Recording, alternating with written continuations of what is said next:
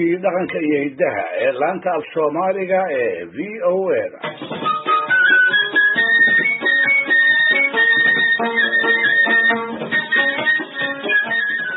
dhegaystayaal raggii u sandiga ahaa ee sayid maxamed ay colloobeen dabadeedna uu u gebiyey kuma ekayn oo keliya suldaan maxamuud cali shire oo wixii dhex maray aydun toddobaadkii hore halkan ka maqasheen waxaa isaguna jiray nin kale oo lagu magacaabi jiray faarax maxamuud sugulle wuxuu ka mid ahaa madaxdii daraawiishta basni maxamuud sugulle oo ay walaalo ahaayeenna sayidka ayay u dhexday wuxuu kaloo ahaa daraawiishi siday u dhan tahay ninkii ugu xoolaha badnaa taasoo uu kula baxay naanaystii ahayd keligii maadle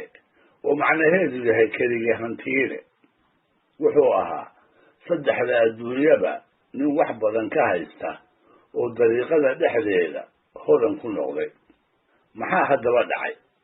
taariikhda casriga ah ee soomaaliyeed dadkii wax ka qoray siday u badan yihiin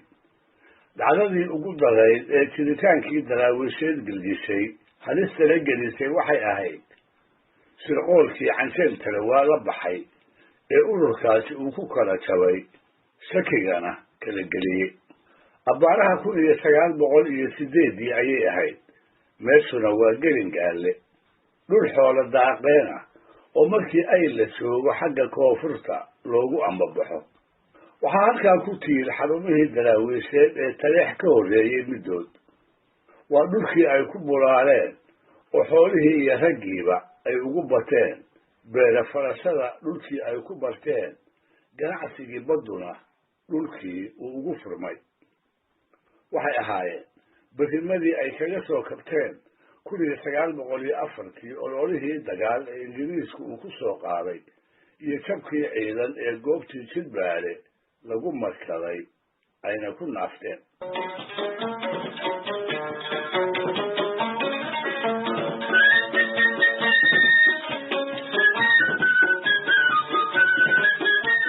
iyaga oo ladnaantaas qaba qarannimana isbiday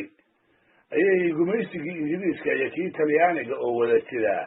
sirqool ba'an u maleegeen waxay kordhiyeen dagaalkii xagga dacaayadda ee magaca wadaadka lagu bi'inayey si ciidanka u jidbaysan looga kala eliyo culimmadii qaarkeed ayay abaabuleen gaar ahaan qaadiriyadii awalba sayidka kula colka ahayd dariiqada saalixiyada inuu dalka soo geliyey kuwaas iyo rag horey daraawiish uga fakaray oo cabdalla shixiri ugu weynaa ayay inta isku dareen waxay u direen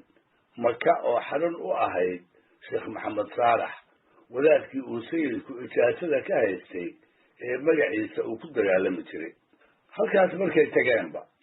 intay sheekhii hor fadhiisteen bay sayidkii ku dacweeyeen wax uu falay iyo wuxuu safarinna uga wada sheegeen dabadeedna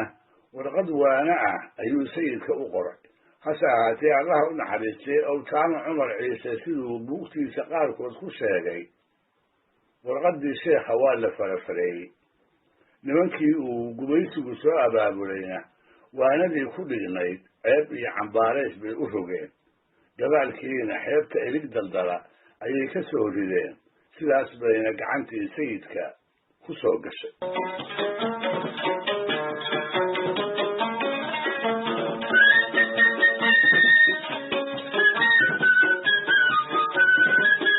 waa tahay wax ku qasbay iyo cid kula talisay toona garanaynee warqaddii caynkaas ahayd sayidku ma uu qarin daraawiish ayuu u bandhigay wuxuuna ugu celceliyey in sheekh maxamed saalax loo sheeko xumeeyey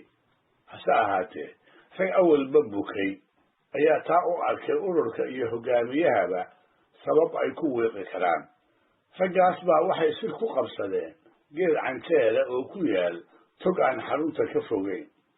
kobtaas bay dhowr maalmood fadhiyeen iyaga oo ka arrinsanaya haddiiba sheekhiisii uu iska beri yeelay waxa ay sayidka ka yeelayaan aandillo rag baa ku taliyey aynu meel ku xiro taladana kala wareegno kuwo kale ayaa soo jeediyey aan xaruntaba u bannayno oo ka wada dhaqaaqnana qaar kale ayaa yidhi laakiinse ka hor saddexdaas talo intii aan midnaba lagu dhaqaaqin ayuu sayidkii nabad sugiddiisa ayaa indha iyo dhaga badnayde qorsihii afgembiga ka warharay dabadeedna nimankii canjeelka ku siray waxay noqdeen wax la dilay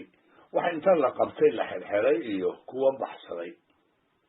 raggii haddaba baxsaday shirqoolkana waayeelka ka ahaa waxaa ugu weynaa faarax maxamuud sugulle oo faarax dacay lagu naanaysi jiray sidaan soo sheegayna uu sayidku walaashii qabay maalmo yar kadibba dhankii ingiriiska iyo berbera ayuu ka dhacay haddiiba faarax wuxuu bilaabay inuu ururiyo ciidan uu sheegay inuu sayidka kula dagaalami doono taasoo maamulkii ingiriiskuna uu ugu bogay inuu ku taageerayana uu ugu ballan qaaday isla shirqoolkaas saxan qurux badan oo uu ka tiriyey ayuu sayidku magaca faarax ku soo qaaday isaga oo haaraamaya inoona sheegaya inuu cidlo ka maagae aanay jirin sabab uu ula coloobo iyo wax uu u dhibay toone waxaa tixaha ka mid ahaa niman yahow si daran baa qalbigu ii sadamayaaye sokeeyiyo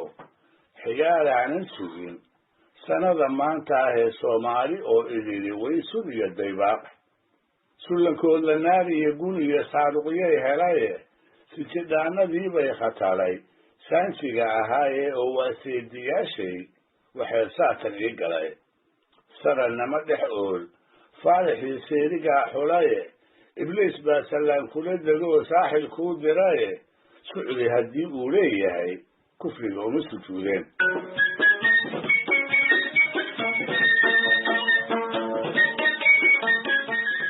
raasadaan ceelka la yidhaahdo oo ku yaal cidhifka galbeed ee dooxada nugaaleed ayuu faarax xarun ka dhigtay hase ahaatee isaga oo haba yaraatee aan weli wax duulaana qaadin ayuu geeriyooday koox daraawiisha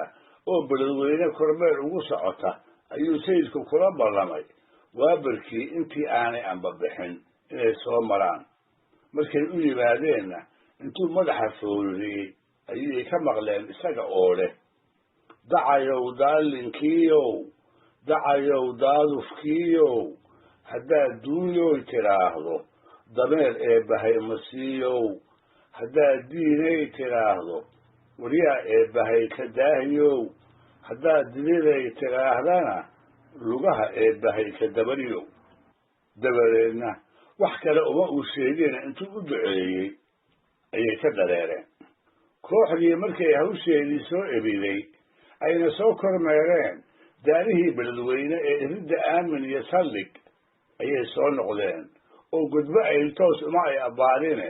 nugaal sare afka soo saareen agagaadka laasadaan kolkay soo gaareen ayay qabteen kura yar oo geel ceelka laga soo shubay fulinaya hadday cabsiiyeen oo u cagafugleeyeenna wuxuu u sheegay maalintaas war ay maqlaan kii ay ugu jeclaayeen wuxuu uga tibix siiyey faarax dacay iyo rag tiro yar oo uu isagu madax u yahay inay ceelka ku sugan yihiin markaas bay isagiina iska sii daayeen iyagiina xaggii ceelka u degdegeen wax yar kadibba waxay indhaha ku dhufteen faarax oo geed weyn halkii doonyaysan welina cimaamadii daraawiishtu ay madaxa ugu duuban tahay isna markuu arkay kooxdii oo iyagana astaamihii darwiishnimo ay ka muuqdaan ayuu booday waxaase dabartay cimaamadii madaxa ugu duubnayd oo inta ka dhacday lugaha isaga martay taasna odayadii daraawiisheed ee aanu soo gaartay waxay ku macnayn jireen inuu ku dhacay habaalkii la aqbalay ee sayidku uu faarax ka daba diray kadib markuu daraawiish ka fakaday si kastaba ha ahaatee maalintaas ayuu faarax geeriyooday isaga oo eersaday xabado absaar ah oo kooxdii daraawiishta ahaydi ay la heshay isaga oo weli dhulka yaal cimaamadiina ku dabran